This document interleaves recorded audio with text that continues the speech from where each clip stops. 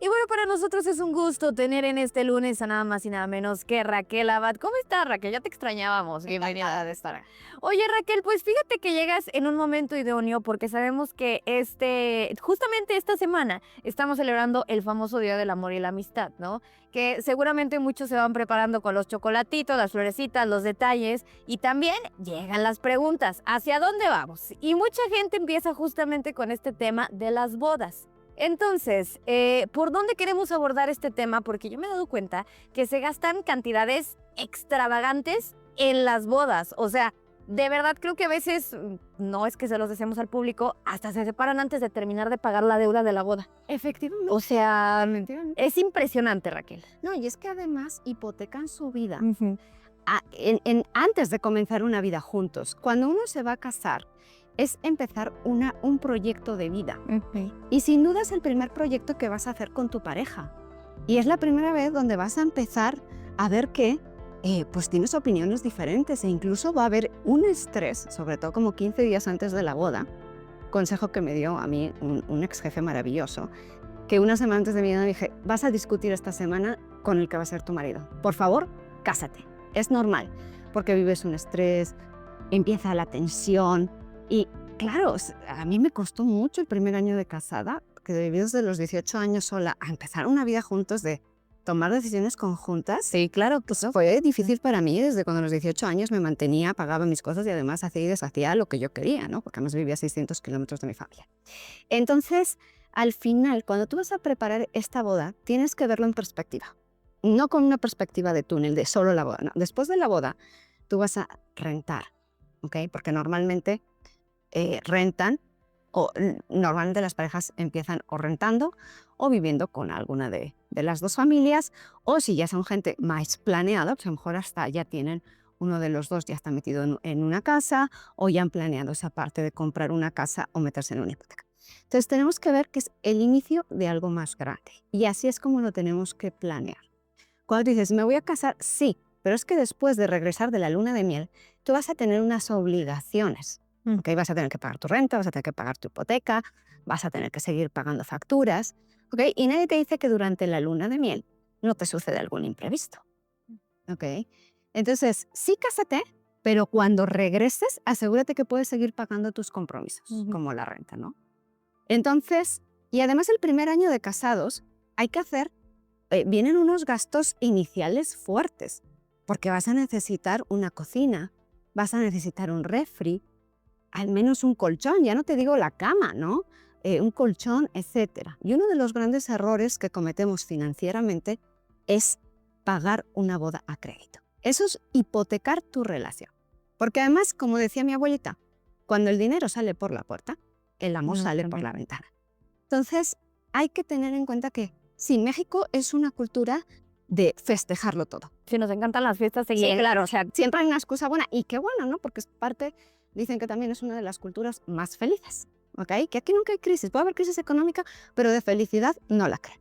Y eso es buenísimo, pero también hay que aterrizarnos, ¿ok? Que no te vas a morir mañana. Y el tema es cómo duermes esta noche, no si te duermes, te mueres mañana, no, sino es poder hoy estar tranquilo y mañana también. Entonces es importante planear esa boda y hacerlo con tiempo. ¿Okay? Yo me casé en 2 meses, no porque estuviera embarazada, se los puedo prometer, como era el chisme de la empresa en ese momento, sino por otros temas. Y mi marido y yo cuando organizamos nuestra boda, lo primero es visualizar qué boda quieres. ¿Okay? Primero visualiza cuál es tu sueño dorado, porque además muchas mujeres desde que somos pequeñas soñamos con el vestido, soñamos con el evento, soñamos con tal. Y después prioriza.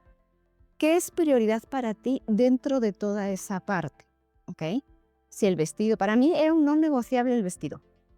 O sea, me daba igual el salón, me daba igual la comida, me daba igual si el mantel era verde, amarillo o demás. Bueno, no es que me diera igual, pero no era tan relevante. Pero mi vestido de boda tenía que ser algo que... Y ahí le dije y me dijo, no va a haber límite en presupuesto.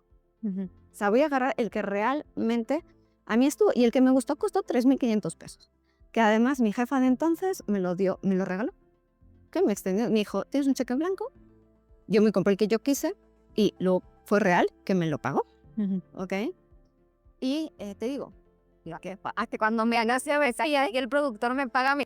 No, fue así, ¿no? Me dijo, oye, por todo el esfuerzo que te has hecho y demás, y me pagó el vestido. Qué padre, qué padre. Incluso hasta los arreglos del vestido. Y ya me había dicho, cómprate el que quieras, cheque en blanco. Yo nunca pensé que iba a ser cierto. Y cumplió su palabra y lo hizo, ¿no? Entonces, hay unos no negociables, pero también tienes que poner los pies en la tierra, ¿ok? ¿Cuál es tu sueño maravilloso? ¿Y cómo con lo que tienes lo vas a hacer realidad? Yo no te digo que te limites, yo lo que digo es que planees y te organices. Y que también te ubiques. Porque después tú tienes que pensar de forma integral, no de forma pequeña. Es decir, me voy a poner a vivir con mi pareja, vamos a tener que hacer frente a gastos que a lo mejor no estamos acostumbrados porque vivimos con los papás, o pues vienen otros planes, a lo mejor ya vivimos individualmente los dos y ya no vivimos con nuestros papás y a lo mejor ya tenemos nuestra casa, que suele ser algo menos común, más porque el mexicano se sale de casa cuando se casa, en la mayor parte de los casos, no siempre, pero vienen proyectos nuevos. Entonces, pon esos proyectos encima de la mesa con una línea temporal y visualízalos, haz un vision board, ¿no? Ahora que acabamos de pasar enero y que pues muchos hemos dado cursos sobre el vision board, cómo aterrizarlo en finanzas o cómo aterrizarlo en tu vida, o coaches ontológicos que han trabajado esta parte en enero con mucha gente. Entonces velo como una trayectoria de a dónde quiero llegar, y no solo aquí ahora, sino en 10 años, en 5 años, y estos compromisos tenemos de aquí a un año. Claro. ¿Okay? Porque aunque el día de la boda es maravilloso y es divino, lo importante es el proceso, porque el día se va así. Y ya cuando te has casado y has vivido esa parte maravillosa, te das cuenta, si ahora muchos que aún hicimos una boda nos volviéramos a casar, muchos a lo mejor priorizaríamos económicamente otros gastos a esta parte, pero hay que entender que culturalmente nos mueve y disfrutamos. Pero no hay que ahogarse, porque si tú ya te llevas una deuda, y no hay necesidad, si tú ya te llevas una deuda de la boda, estás hipotecando tu vida en pareja. Y eso te va a poder traer problemas, porque tú no sabes si vas a tener trabajo mañana, si tu negocio va a crear, si uno de los dos se va a enfermar. ¿Ok? Ojalá te vaya bien, y si no, porque después de que te cases, lo vas a ver con perspectiva.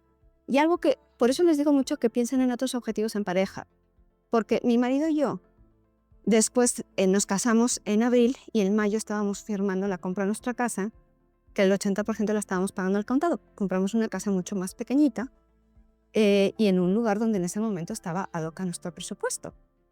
Entonces mi marido, cuando estábamos organizando la boda, y todo se te va a antojar, o sea, y es normal, porque a mí también, ¿no? Y los últimos 15 días vas a querer comprar todo y se te van a ocurrir mil cosas y estás nervioso, y ese estrés te va a hacer comprar cosas que no necesitas y te vuelves loco, y cómpralo y sí, ¿no? Sobre todo esos últimos 15 días hay que tenerse cuidado. Pero mi marido tenía una frase muy poderosa que me echaba a mí para atrás, ¿no? Que era, ¿qué prefieres? ¿Boda o casa? ¿Qué prefieres? ¿Boda o casa? ¿No?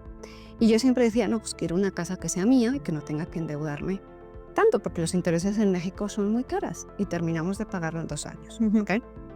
Y eso nos dio después el salto a poder invertir en terrenos, ¿no? Porque veníamos muy organizados y después pudimos pasar. Y no les digo que nosotros venimos ni de familias ricas, ni tuvimos padrinos cuando empezamos, o sea, sí padrinos de bodas, nos ayudó mucho la gente, pero pues, te digo, en ese momento... Sí, pero fue a base de estar trabajando de Antes de casarnos, éramos ahorradores los dos, hicimos estrategia, y en vez de hacer la boda del siglo, hicimos una boda muy bonita, ¿ok?